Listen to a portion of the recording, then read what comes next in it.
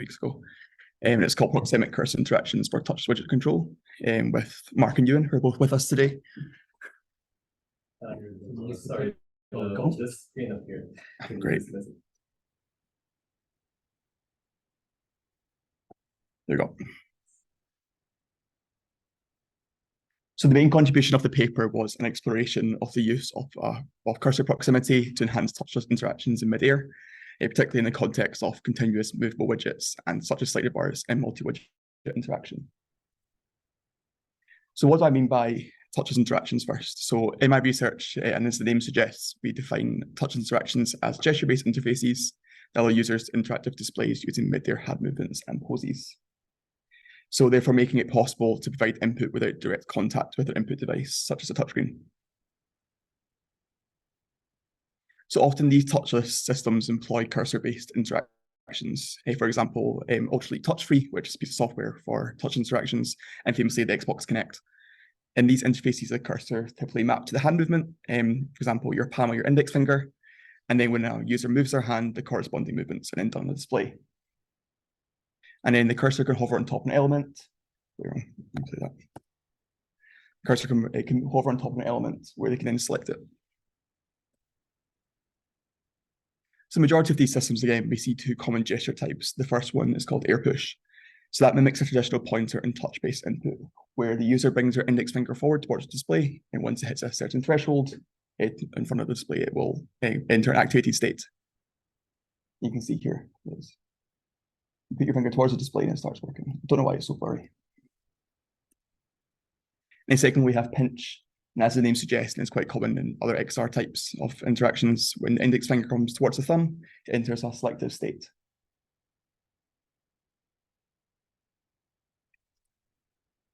So there are a few usability issues surrounding both of these interaction types. So when using air push, often issues of depth arise here. And there's a little video of this typically.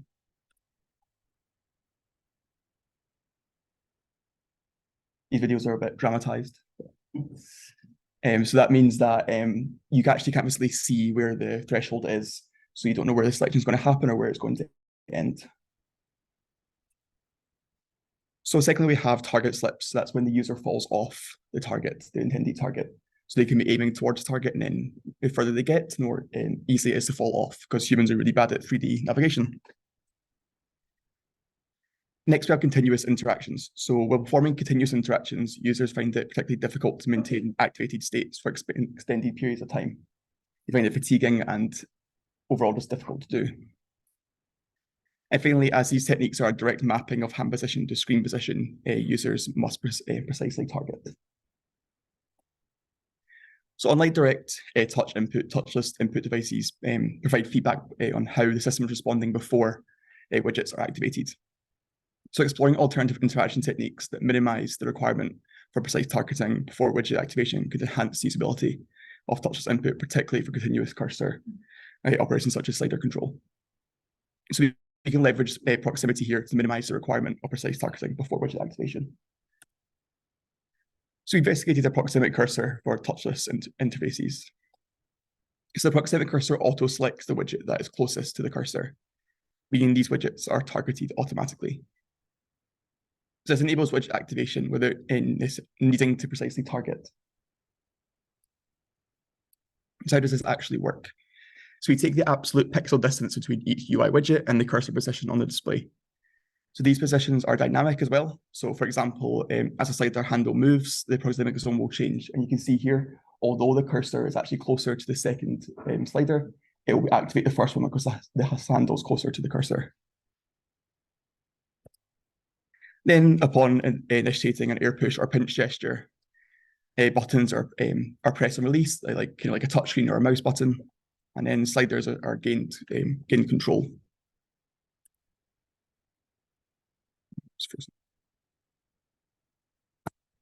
I'll try that again, it keeps coming out of sync.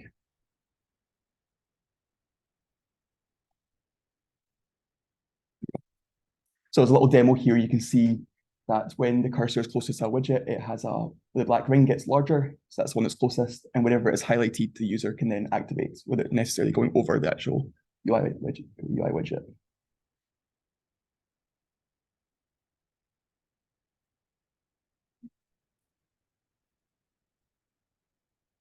So in the paper, we conducted 2 within-subject user studies to evaluate the performance of the proxemic cursor in touchless input. And as I said earlier, current touchless interactions struggle with continuous input. Therefore, and firstly, we evaluate the proxemic cursor on slider input tasks to understand the performance, how the cursor performs on continuous input. And then secondly, once the efficacy was confirmed on a single widget type, we examined whether it would hold across other widget types too. So we hypothesized that the proxemic cursor would enhance task performance due to reduce cursor movement time and effort. However, we wanted to actually understand how people took advantage of the proxemic cursor. So the first experiment, we investigated how relative slider layout affected the user proxemic cursor behavior. So participants made 2 alphabetic selections on 2 adjacent slider bars. The alphabet was chosen here because it replicates a likely usage scenario, for example, filtering, and its need for accuracy as well. So we also varied the position of the sliders on the display. So first one we had was a horizontal side-by-side layout, where there was 2 slider bars next to each other. Secondly, it was horizontal again, but were placed on top and bottom. Then lastly, we tested a vertical side-by-side layout, where users had to move the slider handle down. So a few results here. When using the proxemic cursor, we see significantly shorter task times compared to without using it. We also see fewer errors and shorter task times when using the pinch gesture along with the proxemic cursor as well. Additionally, once gaining control of the slider handles, people got to the target significantly faster, despite there being no difference in the physical distance they had to move. And participants expressed that they felt more comfortable with the proxemic cursor and allowed them to interact in a more comfortable position as well. So out of all the gestures we tried, the pinch gesture was the most popular. But we can see, compared to previous works, when adding a proxemic cursor to an ear push gesture, it became its popularity increased. And here we have a visualization of where people actually took control of the sliders. You can see they're still concentrated towards the slider handle, but a more relaxed kind of position.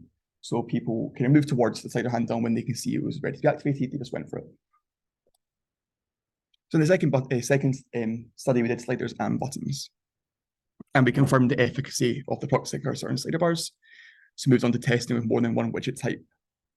We also added more widgets here to the display to see how this changed the movement and targeting behaviors as well. So users were tasked with making selections of both slider bars and buttons here, where we varied the horizontal and vertical spacing between the widgets. So the horizontal and vertical spacing between each widget here. So for example, here we have the smallest one on the left and the largest distance on the right.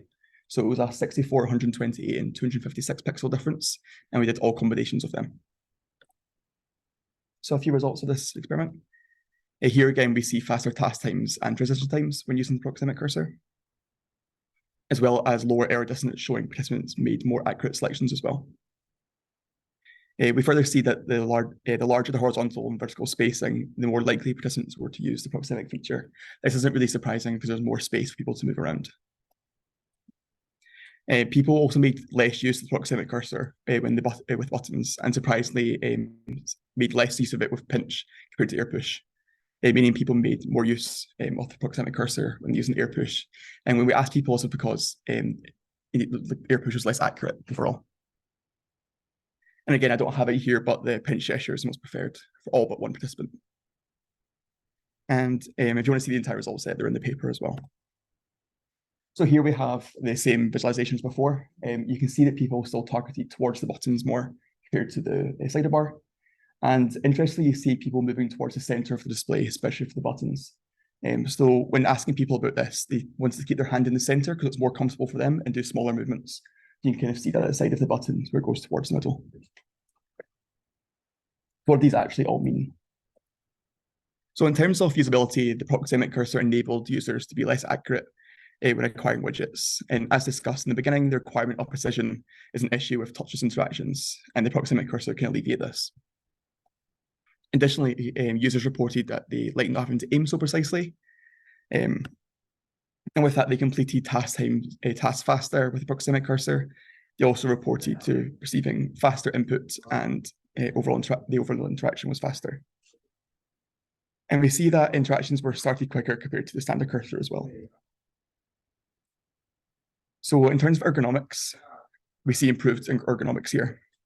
So users suggested that they chose a more comfortable position for their arm when using the proxemic cursor, and that they use less effort when moving the cursor as well. Additionally, users reported to moving their hands closer to the center of the display, instead of making smaller movements with their arms and body. Sorry. So how did users actually use the proxemic cursor? Well, long story short, they took advantage of it, especially for slider activation. However, when targeting buttons, interview comments suggested that the larger button surface allowed for rapid selection with reduced need to rely on proxemic targeting. For smaller size buttons, comparable to the ones size of a slider bar, we would anticipate increased usage of the proxemic cursor. We saw users experience more difficulty with vertical selections as well, like the vertically aligned sliders that we saw. Then this is also seen in previous works where people find it more difficult to move their hands up the way rather than across. But we can see that the proxemic cursor actually helps here, and people said that they preferred using the proxemic cursor to allow them to do more selections going down the way compared to across, and a more comfortable position for them as well. So in activation gestures, we tested two, being air push and pinch. Overall, we see pinch outperforming air push. Again, this aligns with previous works as well. However, in comparison, when adding proxemic cursor to air push, the performance increased, particularly in button selection tasks. So we did see that we had lower TLX scores as well with pinch.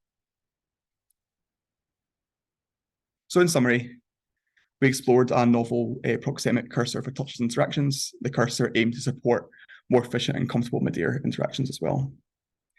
So via two user studies, we see that the proxemic cursor led to improved user performance with faster task times, reduced widget acquisition times, and smaller time to move between widgets as well. All users still gravitated towards the widget handles. It enabled users to rapidly move the cursor and paid less attention to precise targeting. Additionally, the proxemic cursor led to less arm movements and a more comfortable interaction overall. And finally, we see more evidence that pinch gestures outperform air push gestures for touchless interactions. That's me. Thanks very much. The full paper is there if anyone wants to read it.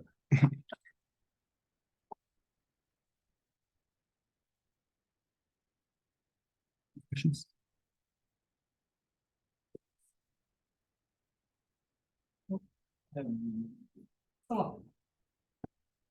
Do you think that it can help if there is a predictive aspect, right? In a laboratory experiment, clearly the actions are a little bit probably artificial, just move this, etc. In a real application, right, there are always trajectories to the various actions you can model to a certain extent, right? So it sounds here like you work on analytics, you can put the user data, but there is a predictive aspect. Do you think it is something that can help here potentially? Yeah, well, we see that in user interfaces now with mice and touchscreens. It could definitely help here, predicting how the user is going to get to a target or where the target will be. It will definitely help here, especially reducing the need for accuracy. So I really like the part of the Proxemics allows people, as you said there, to be less accurate but just more effective and more comfortable at the same time. So I guess the issue with it, with any kind of proxemic thing, and you'll almost certainly cover this in the paper, is it gets worse the more tightly packed everything is, because now it doesn't know where to go. So do you think that there's a call to, if this becomes more feasible and you get interfaces that are getting more and more ambitious and basically becoming more and more like current touchscreen interfaces are, where you cram lots of buttons very close to each other and just kind of hope people don't fat finger it enough that they get too annoyed? Do you think that there's going to be a call for kind of dynamic proxemics in those kind of situations to try and make it so that if there's a keyboard, then it scales down? And is that going to cause any kind of, I guess, whiplash for users, do you think, where they basically, their fingertip is basically a different size depending on what interface they're interacting with? The keyboard, they have a narrow fingertip, and with a thing like this, they have a wide, very easy to hit fingertip. Yeah, so there's a few previous works and stuff like that. For example, bubble cursor can go around different interface elements for different size. I do think if things are going to get a lot closer together, there's going to be a kind of cut-off place where it's not going to be as effective anymore. But we've seen some evidence in some later experiments we've done that even if stuff's closer together, people still made use of it. But I think it does need to be a bit more dynamic if that is the case, especially for stuff like typing, where it's already quite a kind of high cognitive load anyway. Yes, that's where the pinch becomes really important. The Proxemic lets you highlight stuff, but you pinch to confirm so you're not accidentally constantly entering stuff when stuff gets really jammed together. To follow up from Sean's question, did you have the results there for like the spacing between the targets? Could you go back to that slide if it exists?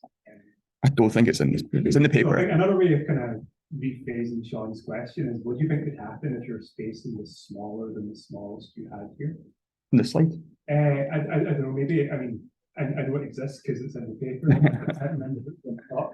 So obviously you varied the distance between those targets, and the smallest one, like, what do you think would happen if you went smaller than that? I think there would be a cut-off period where it wouldn't actually matter anymore, the proxemics. Because at that point, you may as well just do a direct mapping. Because if it's so small, if you could do a tiny little movement and the proxemic zone will change. So there has to be a cut-off period or cut-off zone for that. Follow-up question then. So obviously at the moment you've got these small buttons with red rectangles there, and the effective activation size kind of like scales, because so long as it's nearby, that's fine. How do you think that what you've done here would compare to just having the buttons fill that entire space? So if those buttons were as large as they could possibly be so that they filled that activation zone, do you think that would be better or worse? I mean, essentially that's what it is for like the buttons. If you actually visualize that, do you think that would influence people's behavior at all? Because you can see here, like they're still moving inside the boundaries of these widgets most, but not all of the time. So if those buttons were like the maximum possible size, they could be visually on screen. So the entire bottom half of that image would be entirely red. Do you think they would still behave that way, or do you think that could lead them to change something? I think it would change. I think if they see the size of the whole button, they're just going to do it anywhere in that area.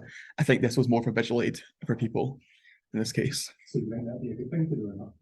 So if that button was the full bottom half of that image, and that conveys to people this is the space that we can activate this in, it might not look attractive, but it might improve usability. I think it would be good usability, but it would be really ugly. Yeah. If they find some way of indicating with a cursor change or something like that, you saw your inside being visible. Just guess my next experiment.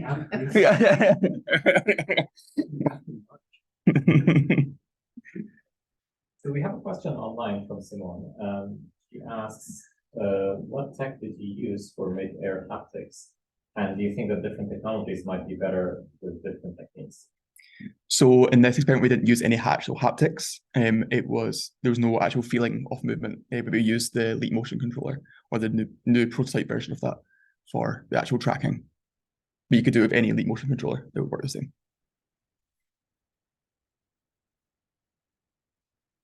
Any other questions? Yeah, just a quick one. Maybe you mentioned, etc. You mentioned distance from the screen is important. Why don't you put that information on the screen? Possibly some kind of, not the nano, but they're not getting I don't change in color. Yeah, so there's been some work in the past where, especially for this air push gesture, there's kind of like a state change of the cursor, but it doesn't really make much of a difference. The issue is that people are really bad at judging 3D space. So you could put on the screen that move your hand like 15 centimeters and it'll activate, but no one really knows what 15 centimeters is. So getting close, you see the difference going down. So putting an information about the distance between finger and not saying go to 30 centimeters, that would be a little bit complicated to do. But having some kind of color or something that you get closer and yeah, so that does exist, but it doesn't really help with the actual falling off the targets and stuff like that. But it can help with finding the activation zone. Have you had any thoughts, or do you have any thoughts about how this might work with like multiple users? If it was like yes, it's like you're trying to see my PhD. We've thought about it, but it becomes a lot more complicated, especially in the tracking zone. We thought about it for my last experiment because we did a larger display, we could have multiple users. But I'm not really sure just now how this would work with multiple people. Long story short. Anyone else? Any other final questions? People or online questions? So let's thank you.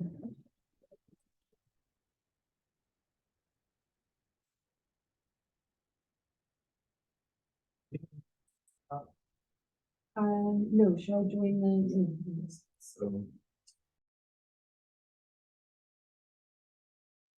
Okay, online folk, just wait with us for a moment. We are setting up the other laptop. So I can send you the link, or I can give you. Okay. So should I not connect my audio, or do I need to connect my mic? You need to connect your mic. Okay, yeah. Right, that's fine. Just because it's either that or. Sorry, I didn't realize that.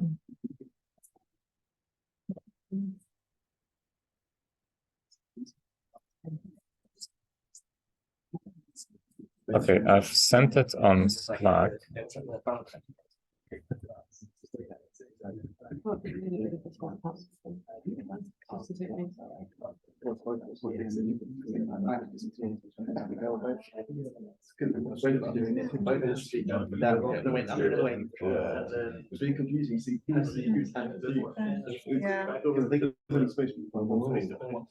you get the link? Because it's for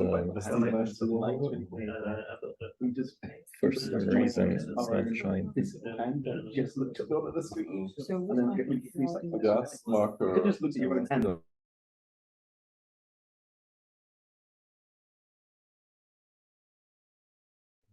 Model where there are okay. It's you shape make a mold or something. What do these types of patients? We just got by here. This. And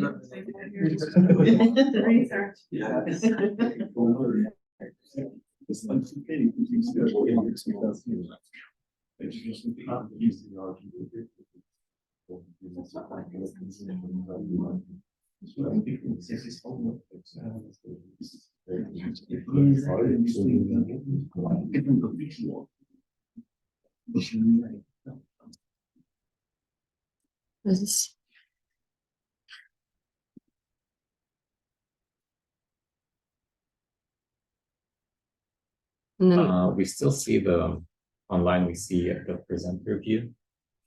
So I think if you try sharing the screen again and instead ask it, like choose the share the screen rather than the window.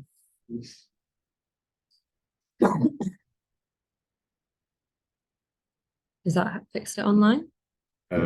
We still see this view. Behind the scenes. There's nothing too incriminating. Don't say this, it's fine. Everything's okay. I'm happy moving on if you're okay with that. So just so that the people online would see the correct view, can maybe. I mean, so I just tried to redo the share. Yeah, I think Yeah, it's just screen this rather one, than yeah. the desktop. Yeah, perfect. Yeah. Yeah, that's good. Everyone's good. Okay. Thank you guys. Thank you for bearing with me. So this presentation is about a paper at When Filters Escape the Smartphone. So I thought I'd explain just quickly a little bit about me and this paper and kind of how it came to be and sort of what it is. So I got to present this paper a couple of weeks ago at the VRST conference in Christchurch, New Zealand. So it was a bit of a departure from my usual undergraduate life lectures. To go kind of all the way across the world to present this at my first conference. This work was done sort of across 1.5 internships that I've been rather accustomed to doing with Meg in the summer. It's always been a really, really good experience for me. And I'm really proud of this work. It was my first full paper, and I think it was a really nice venue, and I really enjoyed my time at the conference. I sort of overshot it a bit and ended up at the big boy table for the dinner, sat with Mark Billinghurst and his wife, but he said the paper was good. So I have that.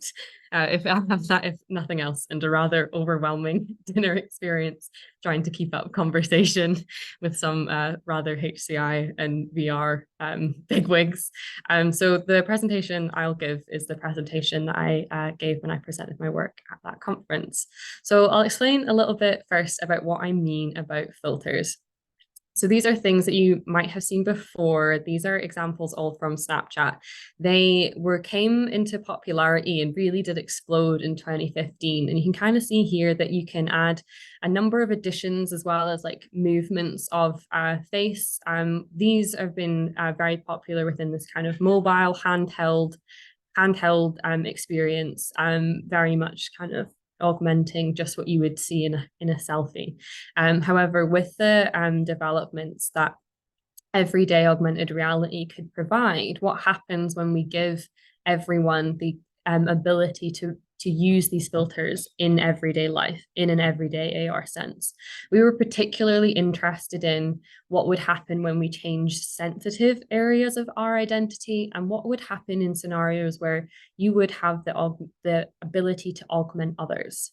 So with these kind of general goals, we set about a plan for how we were going to kind of answer some of our questions. So we knew we wanted to conduct a user study. We knew that we wanted to get participants' view, but with the technology kind of not at a place where we could fully do that in its own, we decided to build a simulation. So we did this using Snap One Studio and Unity Game Engine. But in order to be able to build a simulation of these filters and this everyday augmented reality sense, we needed to be able to display to our participants a breadth of filters. So that meant we needed to understand categories. We needed to understand the types of filters that were currently available. So our very first step was the survey of current AR filters. I'll explain a little bit more about what that involved. So we needed to gather the filters, do metadata collection on each of those filters, analyze all those different metadata points, and then finally we would come to our category selection.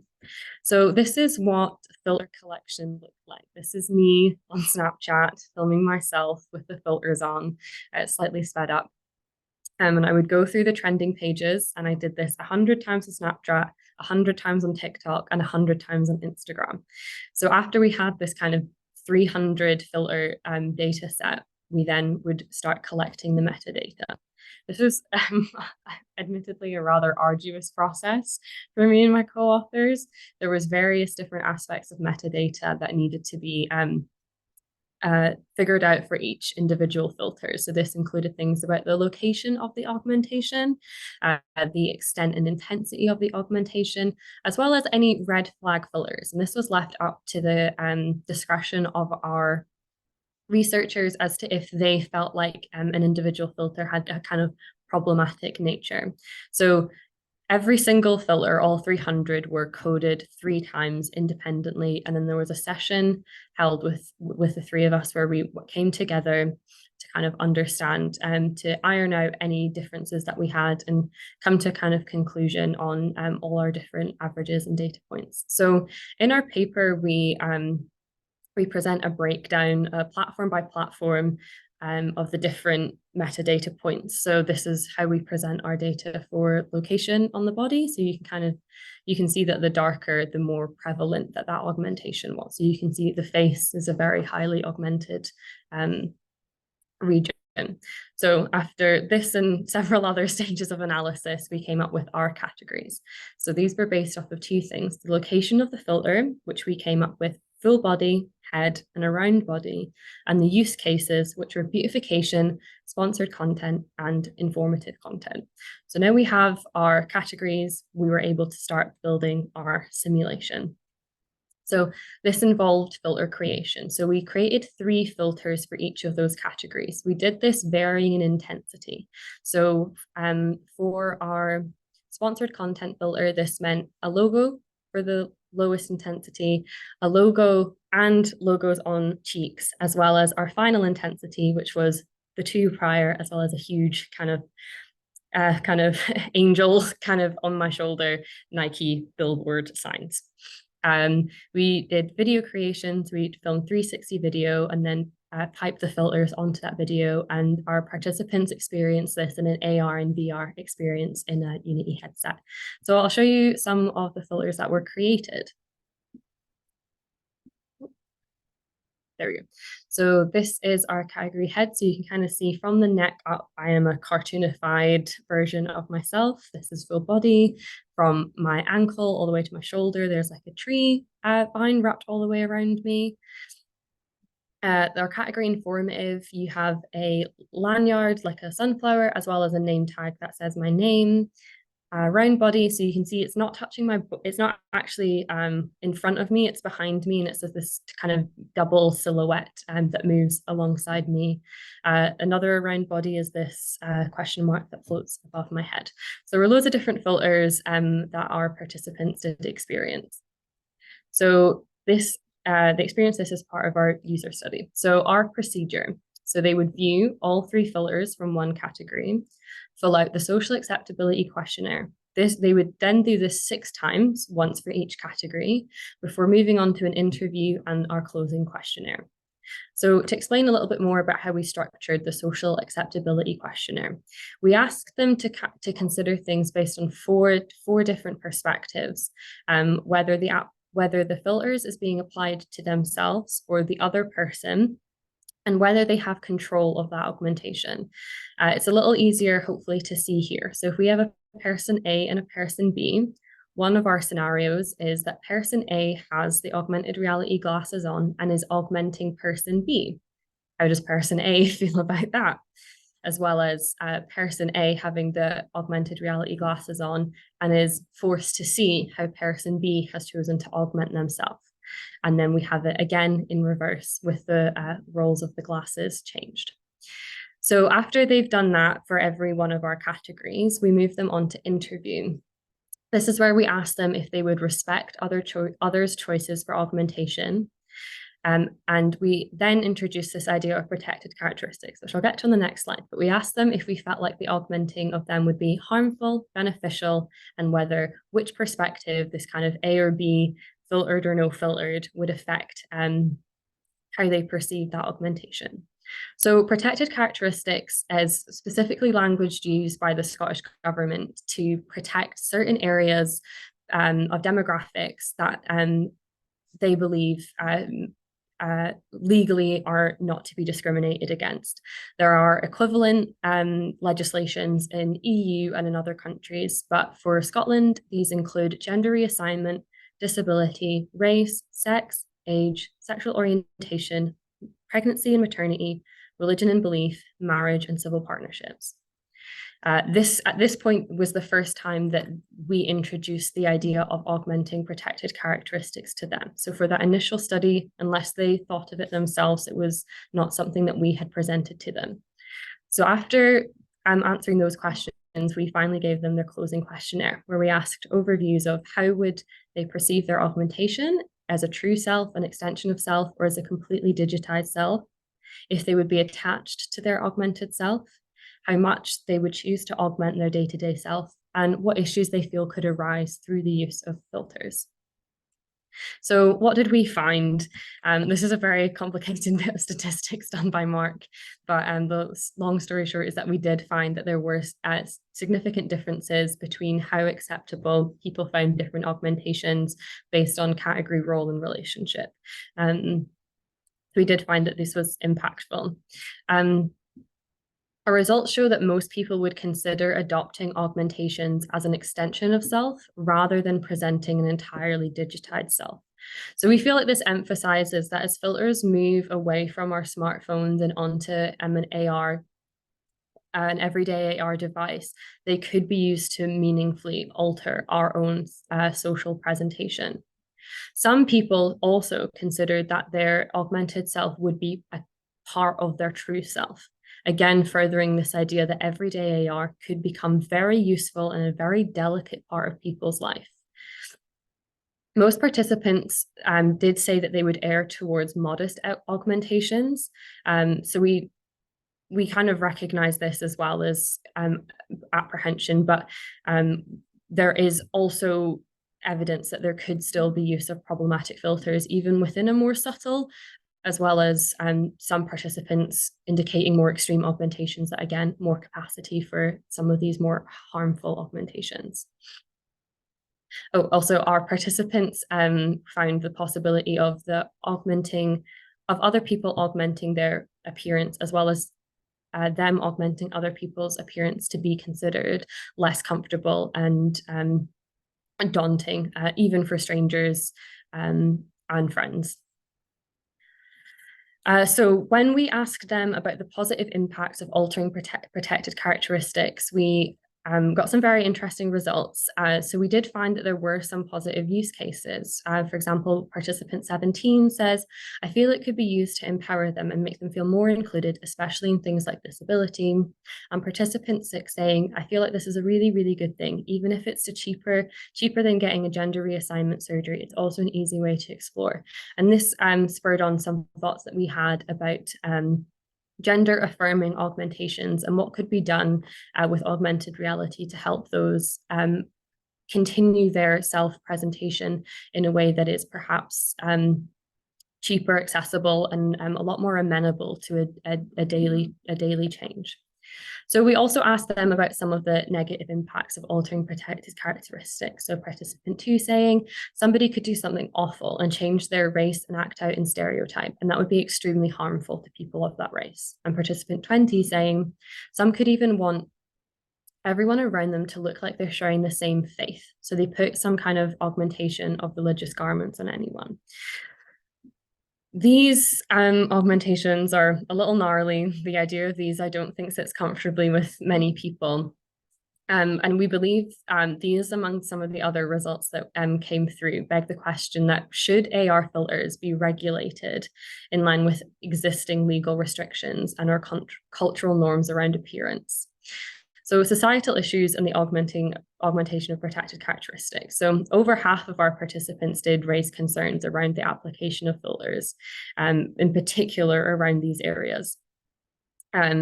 So we understand that some of these augmentations might not be feasible. It's a lot easier to add things to people than it is to remove. However, there are evidence, we believe, given in this paper, that there are very many negative effects that could be given with a range of fidelities of augmented reality headsets.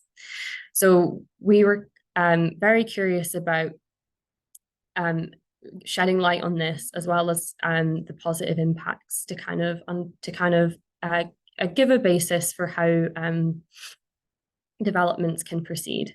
Our final question in our final part of our survey was a checklist where we asked all of our participants to select of this list areas that they felt could be affected by everyday augmented reality filters. So you can see there that a lot of options were chosen. Our least common option, which was censorship, was still chosen by 46% of our participants. So it is clear that there are definite concerns among users. And this whole thing brings about our idea of augmented reality perceptual rights. So if AR does become a reality, it poses notable benefits, but also societal challenges about how we perceive everyday social expression of identity. We believe this requires pressing multidisciplinary consideration from technical, legal, and social domains, as well as the affected stakeholders' involvement, to determine what rights, regulations, and restrictions may be required so that this technology can do the positive things while avoiding some of those rather upsetting negatives. That is my presentation. There's a QR code as well. Thank you.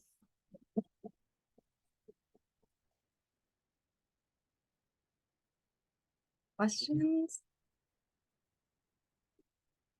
Oh, changing our appearance, right, to convey different impressions, something that can be really forever. Mm-hmm.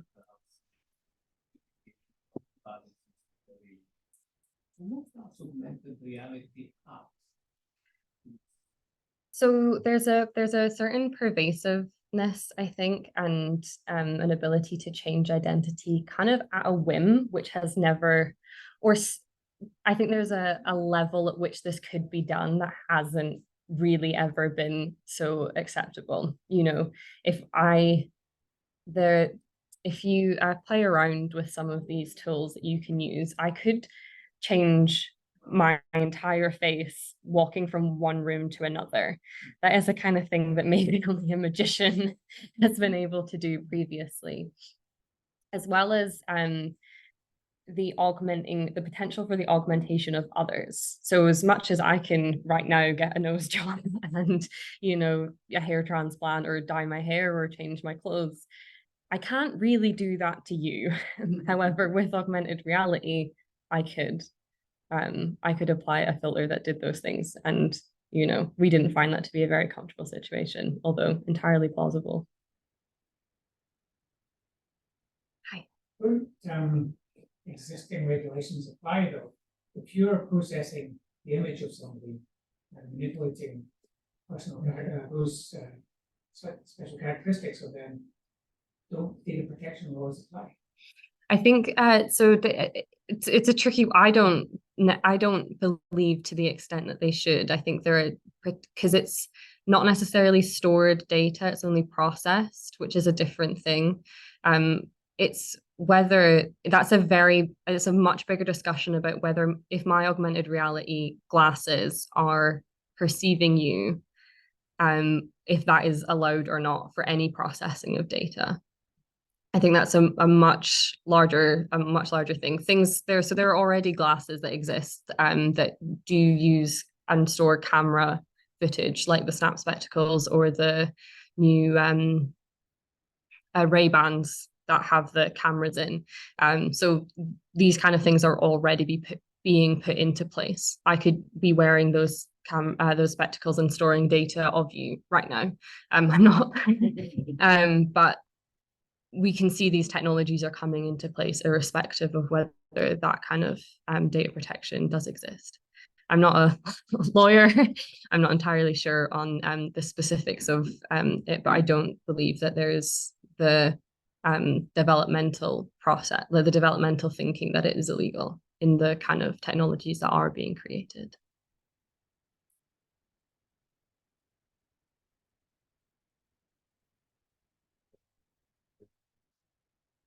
Just it's more of a kind of a personal take question, I guess. I think going through this work probably and has given you an appreciation of how widespread this kind of technology could be, the amount of things that could be what it can enable from fun stuff to like quite serious topics to just almost just making makeup less annoying, more accessible and easier for people who either can't or can't be bothered. What do you think? Do you think there is what's your take, I guess, on the implication of a world where this kind of becomes the makeup replacement, and it is just like in the same way that if you walk down the street on a given day in a given country, makeup is semi-ubiquitous or completely ubiquitous among women and like semi-ubiquitous amongst men. Do you think that's a positive thing? Do you like obviously there's concerns with the characteristics, but in a more benign sense, what's your mood, I guess, on that future? I think it is, as makeup is, it is both. I think as a woman just in this world, I definitely have experienced the intensity of beauty marketing and pressure and things like that. I've also experienced waking up and really wishing I didn't have the eye bags that I do. I think it can be used so well. Makeup, I think, is a really good example for people using it for self-expression to make themselves more comfortable, as well as flipping around and being a negative for some people where that becomes a crutch, you know, where they're late for their morning meeting because they felt like they had to put on a full face of makeup, things like that. I don't think that there is a singular attitude. I think it has to be individualized. I think there's a little bit of know thyself.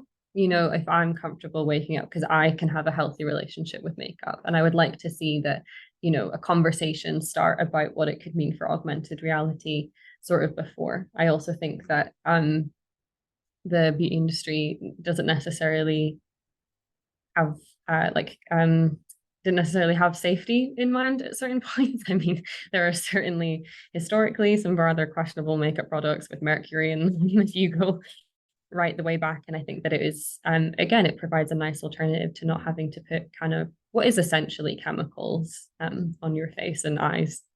In the same way that there are makeup trends, where there will be certain, like I really enjoy like getting to see people who obviously got like a makeup style they do, and really, when you see them around, it's really cool.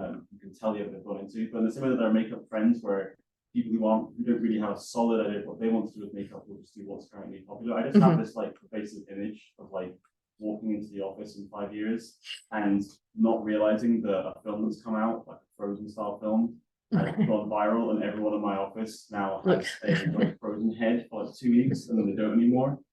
And I wonder, yeah, it's interesting because how filters and stuff have this kind of meme cycle, where there's like 2 weeks everyone doing one thing on TikTok and then move on to the next thing. I wonder if we'll get this kind of cyclical, really fast, almost fast fashion, fast makeup, and people just doing one of them 2 weeks, and then that's like you're kind of in or out a little bit if you choose to engage with it or not. Yeah, I mean, that exists with makeup, and definitely in a fast fashion consumer society as well. Like, that is super pervasive. Personally, I would much rather someone be augmenting that, as opposed to the kind of enormous waste that comes in with fast fashion and with makeup as well. That would definitely be, if you want to make a change like that for a day or a week, I think it would be much nicer to not create such hazardous toxic chemicals in lakes and things. Is there anything else, Steve? Is there another category that you didn't consider? I'm not quite sure how it works, but the fact that I'm augmenting Sean's appearance, you're seeing my augmentation of Sean's appearance, rather than your augmentation of Sean's appearance. Oh, you mean like Sean's appearance. You mean like secondhand, like seeing someone else? So I projected a filter onto him that you then see. So there's now a third person. Yeah. I don't know if that quite makes sense. But but then he doesn't know it, and it's not by me. But you're seeing. So I'm seeing what you want Sean to. He's not the bunny. Yeah. So that's definitely that kind of thing sort of explodes out of what was necessarily made a very sensible study in terms of where do you stop. Yeah. With that, that's not something that was considered in that study, although we did try and analyze the 4 perspectives that could exist within a 2-person scenario. I don't know if it would make sense how I could make you see my one, but I think that is feasible. Yeah, I think that definitely is feasible, and I think there would be legitimate reason for that if you are the chair of a conference and you would like everyone to have their name and a QR code to their paper above their head. That would be something, but again, we can have the nastier, I don't know, don't want to accuse you of anything. If that was ever allowed, it seems like a hate crime machine. I think we